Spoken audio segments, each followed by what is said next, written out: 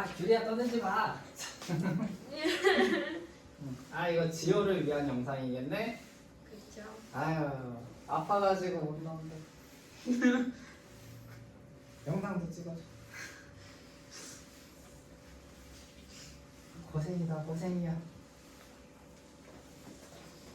자 오늘 볼게 지금 2차 부등식인데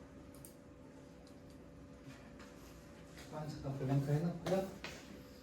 그러니까 방금 우리가 배워왔던 그 부등식 자체에 대해서 정확하게 있게 이렇게 이해하는 게 제일 좋다고 생각하거든. fx는 y가 fx인 거죠? 그지? y값이란 말이야.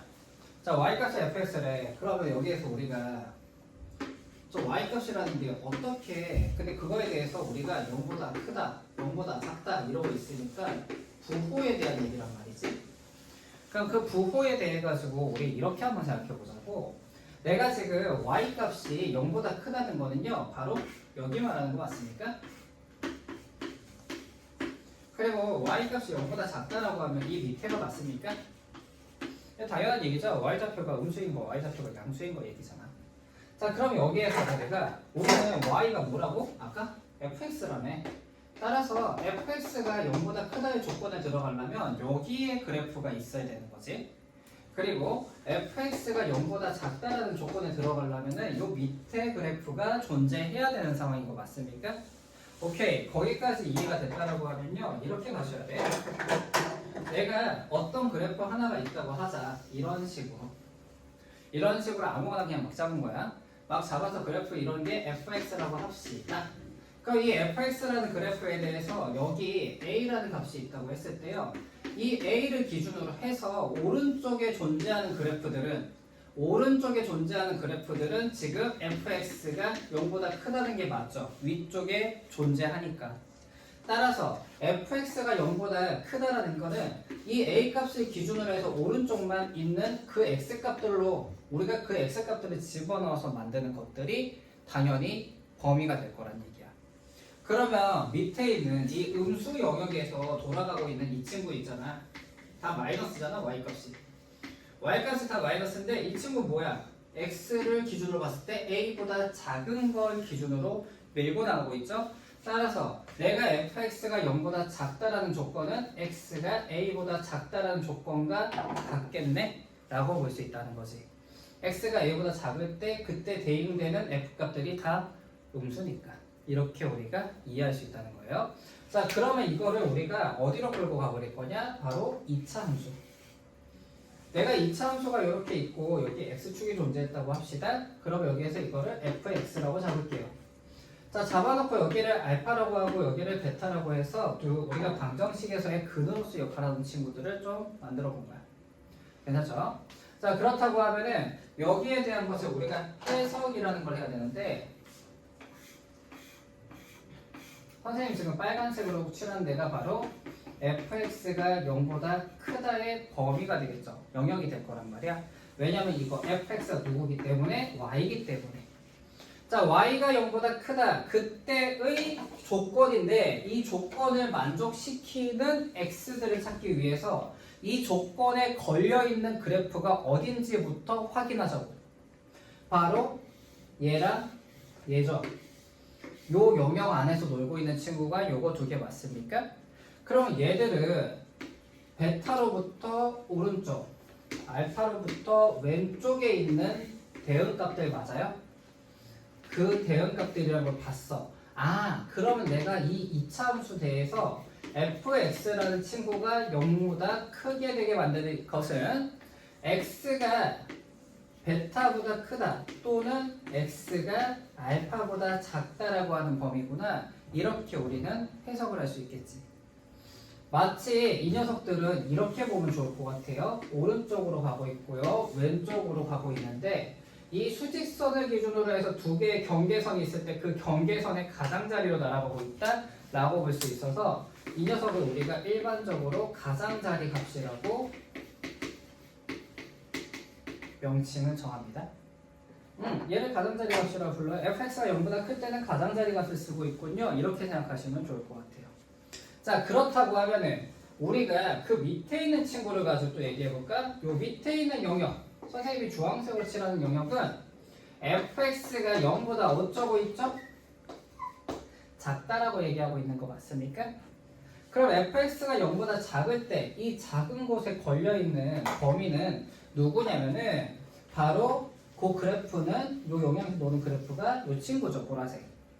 그럼 그 보라색 녀석들에 대해 가지고 우리가 대응되는 x의 값들은 여기 있는 친구들 맞아요? 따라서 우리는 fx가 0보다 작다라고 하면은 알파보다 크고 x가 베타보다 작다라고 얘기할 수 있고요.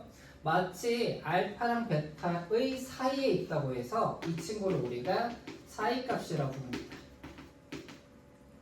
오케이? 사이값이라고 부르면 좀 보기 좋겠죠. 근과 근 사이에 있어. 이렇게. 자, 그럼 여기에서도 우리가 절대 잊어서는 안 되는 건 뭐다? 우리 친구들한테 늘 얘기하는 거.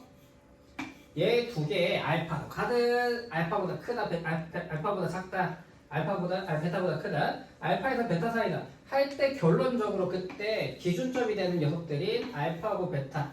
이 친구는 누구의 것이다? 방정식의 근입니다.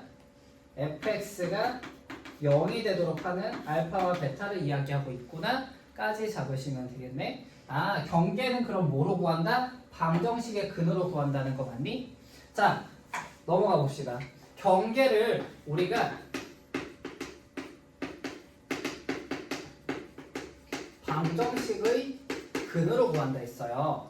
근데 우리가 오늘 배울 게 2차 부등식의 경계를 배우고 싶은 거 아니야? 그러면 우리가 갖고 있는 식 자체가 2차식이니까 그럼 여기에서 방정식은 2차 방정식의 근이라고 보시면 되는 거 맞습니까? 자, 우리가 2차 방정식이란 녀석을 풀 때 알파 플러스 베타와 알파 베타를 이용한 근과 계수의 관계도 배웠었고요. 더 그 전에는 뭘 배웠냐? 인수분해를 통해 가지고 풀기도 했고요. 또 그 다음에 또 뭘 배웠냐? 근의 공식을 가지고 공부를 하기도 했어. 거기다가 마지막으로 판별식까지 공부가 됐었던 거 맞습니까? 자, 우리는 어차피 저 경계를 구하려면 방정식을 보셔야 되니까 이 친구들을 가지고 이번에도 공부할 거다 이렇게 생각하시면 돼. 자, 그럼 결국은 너희들이 풀 문제들의 해석은 부등식으로 하겠지만 풀 때 풀이는 방정식하고 동일하게 나올 거다 이렇게 생각하시는 게 맞아요. 자, 지금 이 이야기가 제일 중요한 이야기다 이렇게 보시면 됩니다. 자, 그러면 말이야 얘들아, 여기에서 이거를 좀 빨리 가는 방법이 있으면 좋겠다, 그지? 그래서 이거에 대해서는 우리가 야매로 하나 생각해 놉시다. 아자를 붙여보니까 여기 가가 보이네. 가장자리가. 자, 여기다가 아자를 딱 붙여봅시다. 자, 이러니까 사자가 보이죠? 그래서 뭐라 부른다? 사이값이라 부른다. 자, 그러면은 내가 아자를 붙여보니 가장자리와 사이값이네 하면서 우리는 풀어나가시면 된다. 이렇게 보면 돼요. 자, 그러면 실예로 한번 문제를 가지고 얘기해 볼게요.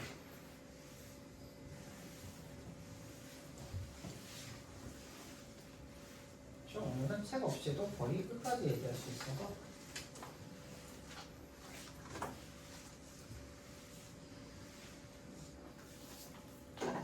자, 한번 문항을 하나 만들어서 우리 같이 한번 해볼게요. x제곱 더하기 3x 플러스 2가 0보다 크다라고 했을 때 이때를 만족시키는 x의 범위를 구하세요 라고 나왔다고 해봅시다.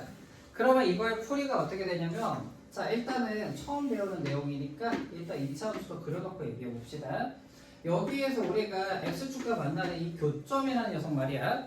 저 녀석은 당연히 방정식의 근이었잖아. 그래서 우리가 이 친구를 인수분해를 하면 이렇게 될 것이고요. 여기가 마이너스 2고 여기가 마이너스 1이라는 건 알았어. 자, 그 상황에서 우리가 fx가 0보다 크다라고 하고 있었거든. fx가 0보다 크다라고 하면은 이 위쪽에 있는 범위에 걸려있는 그래프를 얘기한다. 이렇게 보시면 되는 거였지. 그럼 그 그래프가 누군가 봤더니 바로 이 분홍색 아니겠습니까? 그죠? 그럼 그 분홍색을 매칭하고 있는 대응되게 하는 x값들은 마이너스 1과 2를 기준으로 가장자리로 날아가고 있는 녀석들. 따라서 우리는 여기에서 x가 마이너스 1보다 크다. 또는 x가 마이너스 2보다 작다 이렇게 표현을 하고 푸시면 된다는 거예요. 자, 해석을 하고 풀면 여기까지 오는 건데 이거를 한 방에 가는 방법은 여기다가 안자를 붙이니까 가장자리 값이네. 아, 그러면은 내가 마이너스 2랑 마이너스 1이 어디 있으니까 가장자리로 날리려면은 요렇게 만들면 되겠다 이렇게 생각하시면 되겠죠. 그로 인해서 우리는 x가 마이너스 2보다 작고요, x가 마이너스 1보다 크네 이렇게 결론 내리는 것도 전혀 문제없다라고 얘기할 수 있다는 거죠. 자, 속해법을 알고 있으면 굉장히 빨리 갈 수 있겠죠? 이 구간을 우리가 생략할 수 있으니까. 주의점은 최고차 계수가 양수여야 됩니다. 음수일 때 쓰면 안 돼요. 양수인 걸로 만들어 놓았어요. 그러면 어떻게 나왔길래 그런 얘기를 하느냐? 이런 문제가 나올 거예요.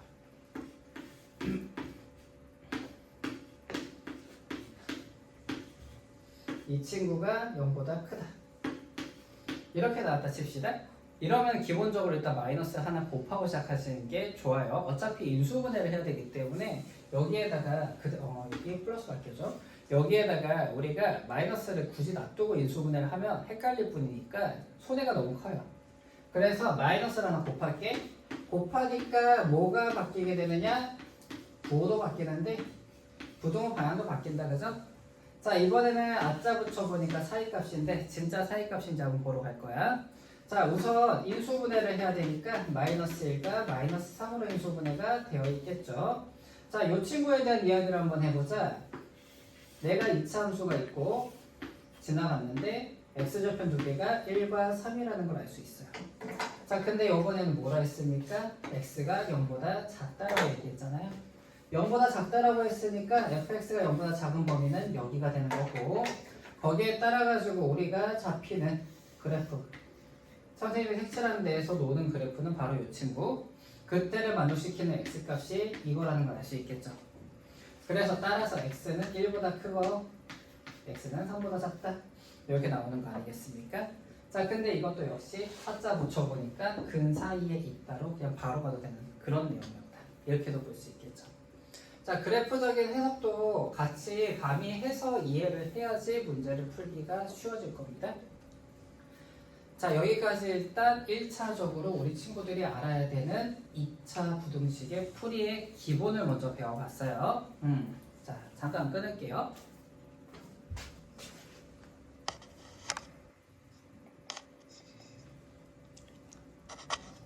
스톱이 안 눌려. 어떡해?